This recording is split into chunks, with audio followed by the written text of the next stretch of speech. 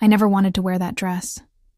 It was satin, baby blue, tight in all the wrong places. The kind of dress that whispers maid of honor but screams target practice for champagne spills. But my sister insisted. She said it made my eyes pop. What really popped was my patience. From the second I stepped into the venue, an over-decorated vineyard trying too hard to be rustic, I could feel it. That hum in the air, the kind that buzzes right before a thunderstorm or a public scandal. I knew something was off. I just didn't know I would be the eye of the storm. The groom, my sister's soon-to-be husband, was already staring at me like I was the after-party. Let's call him Caleb. Because of course his name was Caleb. Caleb had perfect teeth, a fake tan, and the emotional depth of a rain puddle. He was the kind of man who would say babe to 3 women in one conversation and still think he was being charming. I always got weird vibes from him. At Thanksgiving, he brushed my arm a little too long. At Christmas, he whispered, "You look way better than your sister in red." I told my mom once. She said I was jealous. I told my sister. She laughed. She always laughed when it came to Caleb.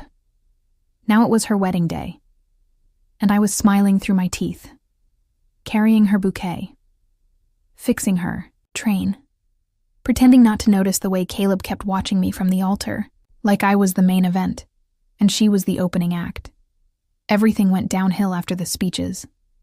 I gave a tasteful, funny, emotionally balanced toast. People laughed, a few cried. My dad actually looked proud for once. Then Caleb stood up and raised his glass. And suddenly he was talking about fate and unexpected connections, and how sometimes the heart chooses before the mind catches up. I nearly choked on my Prosecco. He wasn't looking at my sister. He was looking at me. I avoided his eyes. I thought maybe I was imagining it. Maybe he was drunk. Maybe he was just being his usual greasy self. But then I got the note. Folded. Slipped into my palm during the father-daughter dance. It said, "Meet me by the vineyard arch. 5 minutes. Don't tell anyone.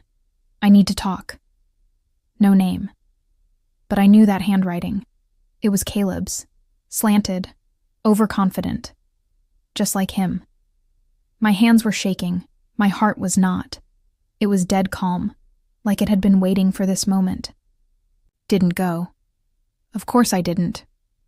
I walked straight to the open bar, asked for something strong and judgmental, drank it in one gulp, then another. Then I walked outside and saw Caleb under the arch, alone, staring at his watch. He looked up and saw me on the terrace, smiled, like this was some kind of rom-com, like I was the one that got away, not his fiancée's sister. I turned to go, back inside. And that's when she saw us. My sister, standing in the doorway, her veil blowing like a ghost behind her, eyes wide, lips trembling, looking from me to Caleb like she had just walked into a betrayal she never ordered. He tried to talk first. Of course he did. He said, "It's not what you think," which is universal man code for. It's exactly what you think, but I'm about to lie. Anyway, she looked at me, and I swear, I saw it in her face, that flicker, that instant where you choose who to believe, and she chose him. I didn't even have time to explain. She turned on her heels, stormed back inside, and 5 minutes later, I was being asked to leave. Correction. I was escorted out. By 2 groomsmen, one of whom used to have a crush on me in high school. He didn't make eye contact. I wasn't even allowed to get my purse, or the cupcakes I had ordered from my favorite bakery, which, let's be honest, was the only reason I agreed to be her maid of honor in the first place. So there, I was, in a parking lot, in heels too high and a dress too tight, watching fairy lights flicker from the inside of a party I was no longer welcome at, because he couldn't keep it in his pants, or his mouth, or his eyes. And the best part? Nobody cared. not my parents, not the bridal party, not even my sister's best friend, who once cried on my couch over the same man. I sat on the curb, in the dirt, like a discarded side character in someone else's love story. But here's the thing about discarded characters. Sometimes they become the narrator. And I had a plan. Because if I was going to be the villain in their perfect wedding fairy tale, then I might as well earn the title. You'd think getting kicked out of a wedding would be the lowest point of the night. But no. The lowest point was when I got home, took off the cursed baby blue dress, and opened Instagram. There she was, my sister, smiling, laughing, tossing her bouquet into a sea of drunk, desperate women, as if nothing had happened, as if I hadn't just been publicly exiled like some scandalous Victorian cousin who married the stable boy. And there he was, Caleb, next to her, grinning, holding her hand like he hadn't tried to hold mine just an hour earlier. I stared at the screen. I could have moved on. I could have let it go. Let them rot in their pastel lie of a marriage. But something inside me clicked. Or maybe snapped. I don't know. Whatever it was, it whispered something very simple. Burn it all. So I started with the note. I still had it. Crumpled in the clutch purse they'd forgotten to confiscate. I smoothed it out and took a picture. Then I went digging, texts, DMs. Caleb had been sloppy, arrogant. He thought everyone wanted him. He never imagined someone would document it. I had screenshots from months ago. Messages he sent me at 2 a.m. saying things like, "You're the hot. Sister, don't tell anyone I said that. I had one from Valentine's Day. Wish I could spend it with you instead. Bet you'd wear red better. Gross? Absolutely? Useful? Oh yes, but I wasn't going to post them. That would have been too easy. Too predictable. I wanted something theatrical, biblical even. If they were going to turn me into a pariah, I might as well deliver the plague. So I bought a burner phone. Not kidding. $50, paid in cash. No digital trail. I created a fake email, a fake name, and I sent one message. One single message with every screenshot, every photo, and a very polite subject line. Thought the bride deserved to know. Best wishes. I sent it to her work email, her personal email, her boss's email, her boss's wife's email. I may have gone a little overboard, but I was thorough. Then I waited. And by waited, I mean I microwaved popcorn and turned my phone on silent, because chaos pairs beautifully with butter and salt. The first explosion happened around midnight. A friend texted me, one of the bridesmaids who had pretended not to know anything. She wrote, "What the hell did you do?" I ignored it. Then came the calls. From my mom.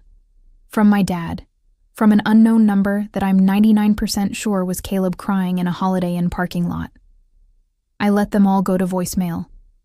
By morning, the group chat was on fire. My sister had apparently left the honeymoon suite, taken a cab, checked into a separate hotel. Her last Instagram story was just a black screen with the words, "Don't talk to me. Poetic." I knew I had her attention now. But I wasn't finished. Because here's the thing. Caleb wasn't just a cheater. He was also a liar. And a thief. Turns out, he had borrowed money from my dad to help with wedding costs. $20,000. My dad wired it directly to Caleb's personal account. Guess what never got used for the wedding? Yeah. So I printed out everything. Every bank transfer. Every message.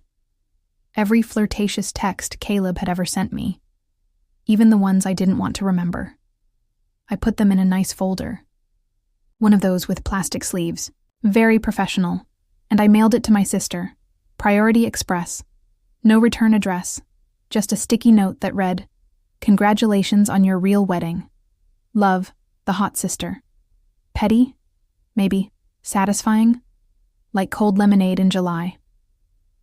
A week later, she called. Me. She didn't yell. She didn't cry. She just asked one question. Why didn't you tell me sooner? I wanted to say, I did. I wanted to remind her of every time I'd warned her, every time she brushed it off. But I didn't. Instead, I said, because you never would have believed me. She was quiet. For a long time. Then she whispered, he's gone. I didn't ask where, or how, or what exactly gone meant. I just smiled. Sometimes, silence is the best mic drop. But here's the real twist. A few days later, my mom invited me to dinner. She said they owed me an apology. I showed up in red. Scarlet red, the same color Caleb once said I wore better. And when I walked into the restaurant, guess who was sitting there? My sister, newly single, wearing the exact same shade. We locked eyes, and for the first time in months, she didn't laugh. So there we were, sitting at a table for 4. Me, my sister, my mom, my dad. At a local Italian place with way too many fake vines on the ceiling and waiters who call you Bella even if you're mid-breakdown. My sister didn't say much at first. She just sipped her wine like it was sedative-laced, eyes locked on, the table like it had answers. I was polite. I smiled. I passed the bread basket. I didn't bring up her canceled honeymoon or the 20 grand her ex-fiancé had apparently taken to invest in crypto. Because sometimes, the best revenge is just showing up. Head held high, lipstick perfect, red dress daring, alive and unapologetic. I guess we owe you an apology, my mom finally said, stirring her lemon water like it had done something wrong. My dad nodded, eyes shifting between me and my sister, like he couldn't decide who disappointed him more this month. But my sister, she just stared at me. Then she said, "Did you know he proposed to me after sending you that note?" I blinked. "The one where he said I was the one he really wanted?" She nodded. "He gave me the ring that night." I leaned back, letting the silence stretch, letting the facts settle between us like cigarette smoke in a closed room. "That tracks," I said casually. "He was never good at timing." She flinched, just slightly, but I saw it. Then she smiled, but not a thank you for saving me kind of smile. More like I just swallowed my pride and it tastes like vinegar. "I don't forgive you," she said suddenly. My mom gasped. My dad sighed. I bit into a breadstick.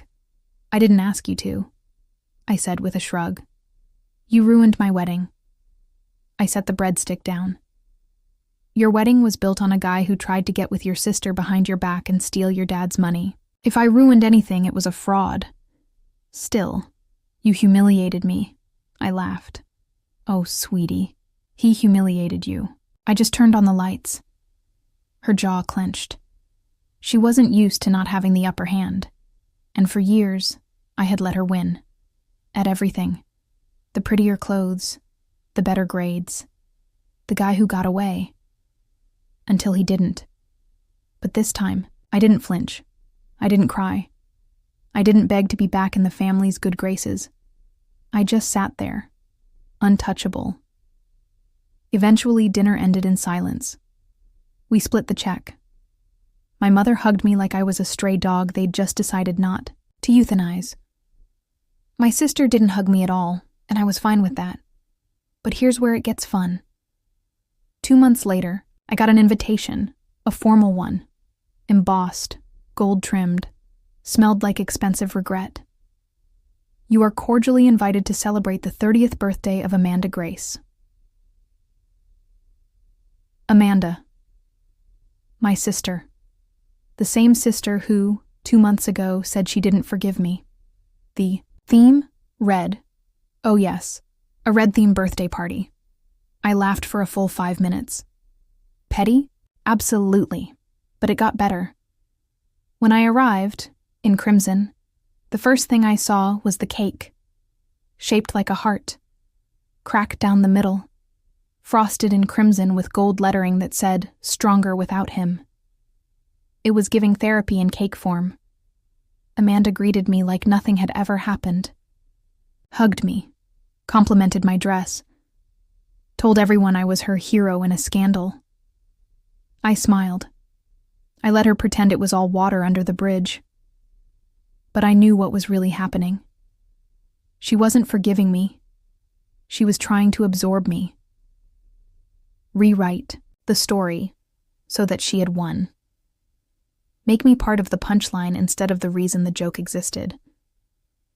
So I did something I knew she'd hate. I walked up to her ex's new girlfriend. Yes. Caleb moved on fast, obviously.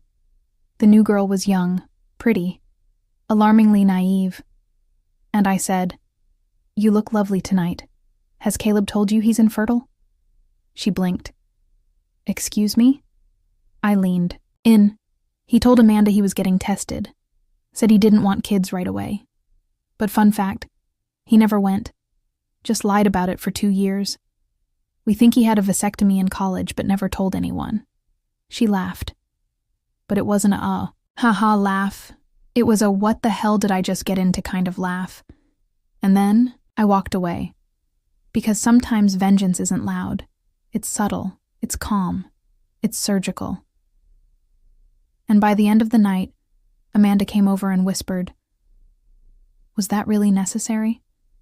I smiled and said, "I thought we were being honest." Now, we haven't spoken since. But guess what? The next week, Caleb's new girlfriend dumped him, publicly, on Facebook, with a long caption about trust and secrets and sudden clarity. My sister posted nothing, but I saw her story. It was just a red dress hanging on a wire hanger, captioned, "Retired." So, did I ruin the wedding? No. I exposed the rot before the termites, ate through the entire house. Did I take revenge? Yes. But it was the kind that makes people think twice before ever messing with me again. Because if there's one thing I learned, never underestimate the quiet sister in the corner. Especially if she owns a printer, a burner phone, and a red dress.